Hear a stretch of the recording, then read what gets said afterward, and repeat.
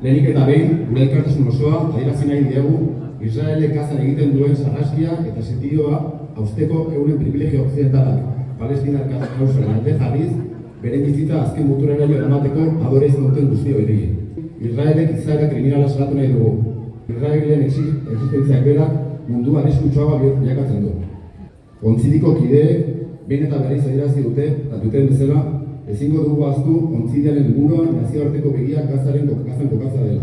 Gazan Israel egiten ari den sarraskia deskribatzeko ez dago hitzik inongo hiztegian.